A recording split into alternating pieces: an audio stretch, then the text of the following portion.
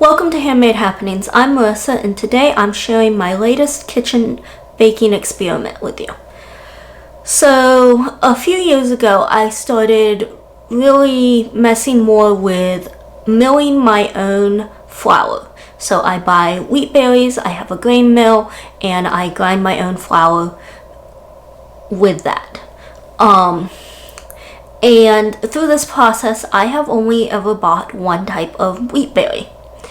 And if you're like me, before I started this, you're probably thinking there's more than one type, because if you're anything like me, you always went to the store, bought a bag of all-purpose flour, and just used it for everything, and it worked because it was all-purpose flour.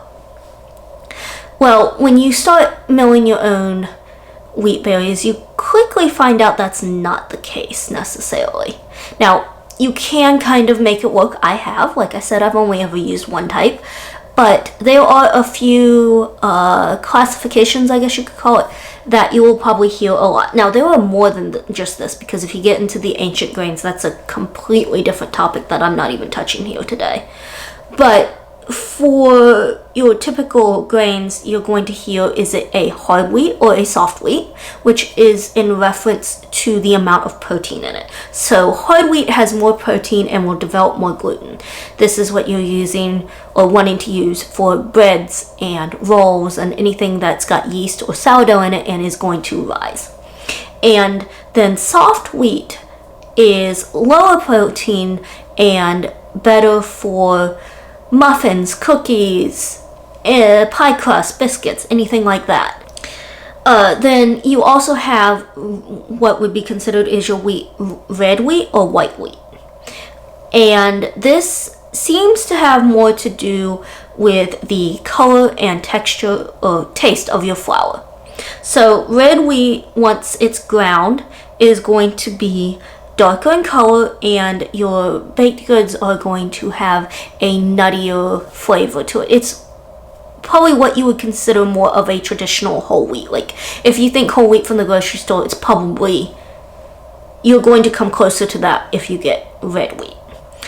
White wheat, on the other hand, is lighter in color, and if you're trying to sneak it into your baked goods without anybody noticing, you're probably going to have more success with white wheat. It also supposed to have a milder flavor. So with all of that in mind, I am wanting to try a new type of wheat, because we've actually been buying hard red wheat for the last couple of years, I'd say. And in doing research in the different varieties and all, I had come across that actually hard white wheat is an easier place to start, as well as what some blogs said, if you only were going to keep one type of wheat berry, they would recommend hard white wheat. So with that in mind, I figured I would buy a small bag of it to compare to the hard red wheat. And while I was at it, I went ahead and ordered a small bag of soft white wheat just to compare the difference between them, because I was like, well, if the hard white can work kind of for everything, like, is there enough of a difference between that and the soft wheat to be worth having to have both on hand? So this experiment had two parts to it. The first part was comparing the soft wheat to hard wheat, and I did this by making 2 batches of biscuits, and for one I used the soft white wheat, and for the other I used the hard white wheat. The second part was comparing red wheat to white wheat, and I did that with bread, and I just made 2 loaves, one with hard white wheat and one with hard red wheat, to see what the differences were there. So this experiment started a few days actually before I started baking, and that was just with me figuring out how much flour I needed for all of these recipes and both the hard white wheat and the soft white wheat, and grinding them and putting them in containers and into the freezer to store for a few days. And I mainly did this for convenience. It is a lot easier if everything's already milled. The other reason I did it was because my hard red wheat was already milled and already stored in the freezer, so I wanted to make sure that I was starting with the same product in a way on either front, because they were all milled and chilled in the freezer for a few days. That way I wasn't starting with half of it warm or like straight out of the mill and part of it cold, because I suspected that would affect my results.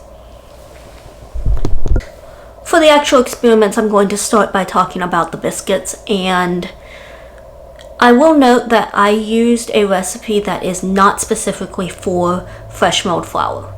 And obviously if I had, I would get better results.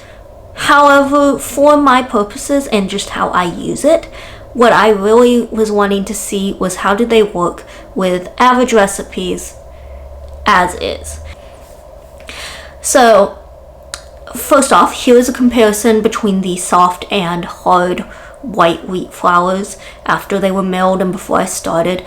I don't find that there's a lot of difference here in visuals, because I mean they're both white wheats. I don't think I would expect a lot of difference. I did find that it seemed like the hard white wheat was just a tiny bit darker than the soft white wheat.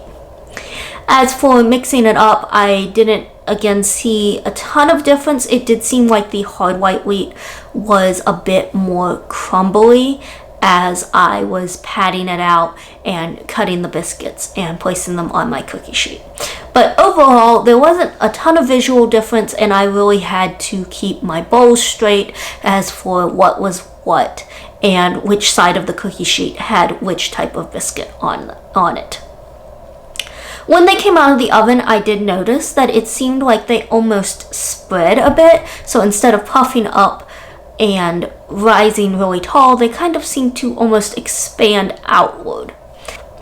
But after the biscuits came out of the oven, I did do a taste test. Alright, so I have Mom and Dad here for a taste test. They don't know which ones they are. So do you want to take a guess based on looks? One is soft and one is hard white wheat. Hard soft. Did I win? Was that just based on looks or just a random guess? It seemed a little darker. Okay.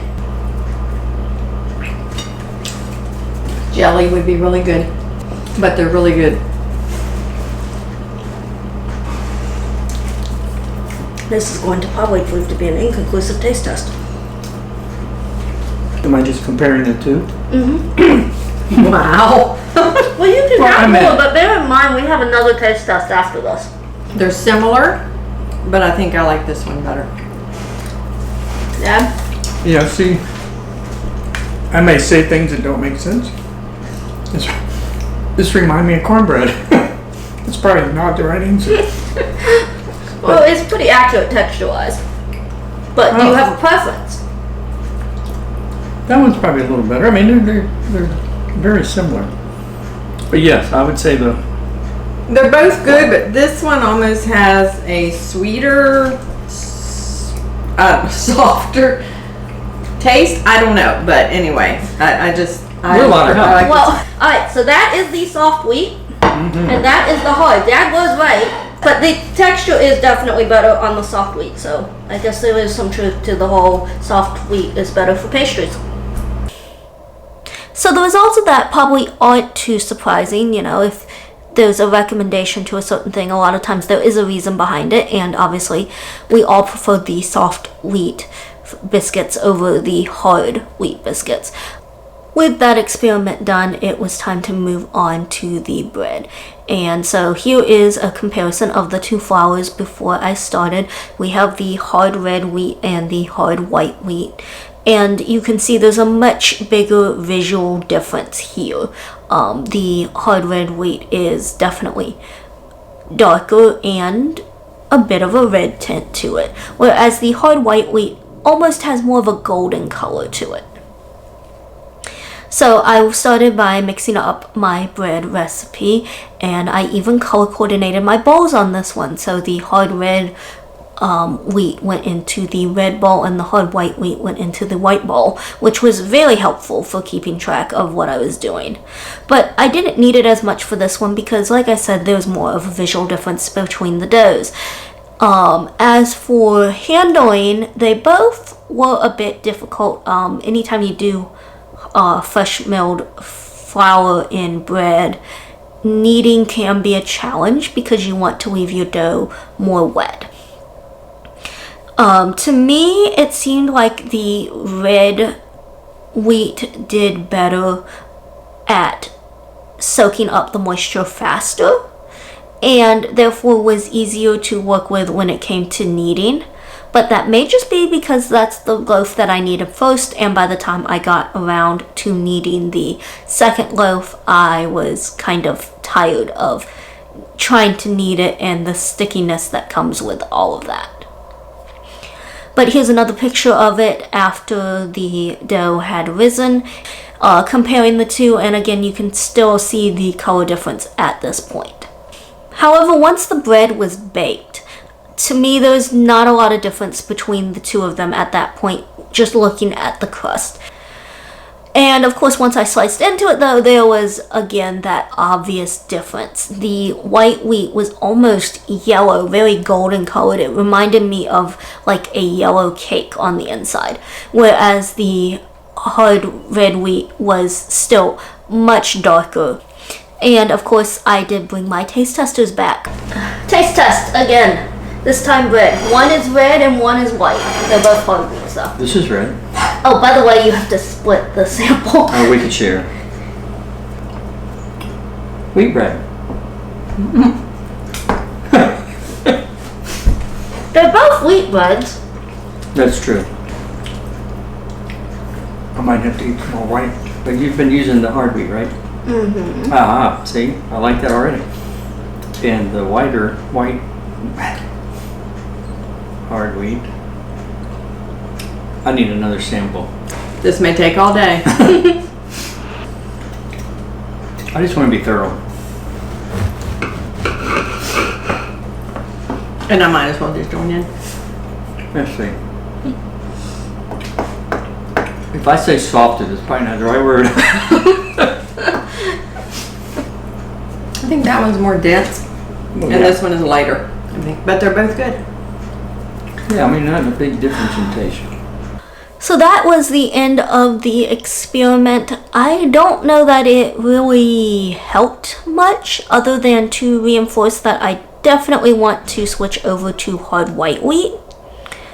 As for the soft wheat, I will probably wait on that and then decide later after I've had time to kind of use hard white wheat more and just see how I feel about that in other areas before making a decision about the soft white wheat. But thank you for watching and coming along on this experiment, and I will see you next time.